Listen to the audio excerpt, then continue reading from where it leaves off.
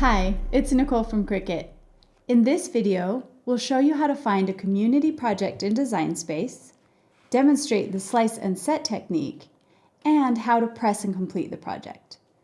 If you layer Infusible ink, colors may not be as vibrant, lines not as sharp, and you may leave press marks.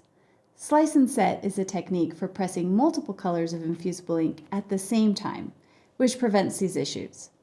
Let's start on the Design Space homepage. Search for foraging in the universal search bar.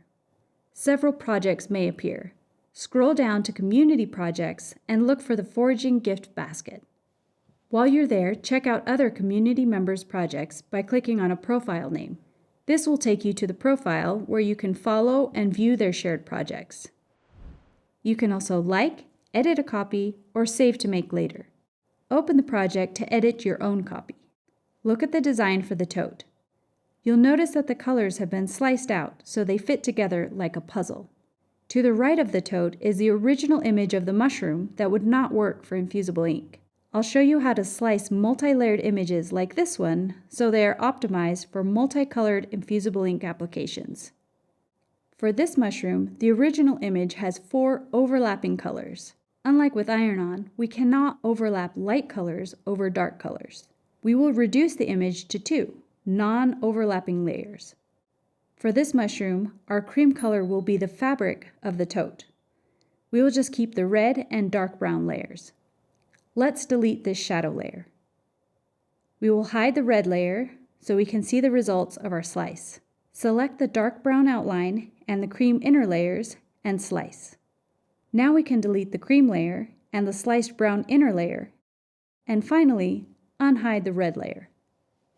Perfect! It's ready to be applied to the tote. The rest of our foraging gift basket is tagged, so you know which blank they are sized for. We're going to hide everything but the tote bag images and click Make It.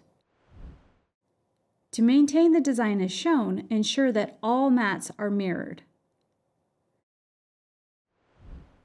Once everything is cut, you'll weed your Infusible ink, gently cracking along cut lines and removing the unneeded pieces with your hands. Make sure your hands are clean and dry when handling these. Select the piece with the largest or most intricate lines as your base and set the smaller pieces into them. You will keep the carrier sheet for the largest or most intricate part of the image and set the other layer using the carrier sheet's sticky back to keep the pieces in place. Take care to make sure pieces do not overlap, which could cause blurring of the design. Now your whole design is ready to be placed onto your blank. Refer to the Cricut Heat app or online instructions for temperature and time settings. Make sure to only use the heat press in a well-ventilated space.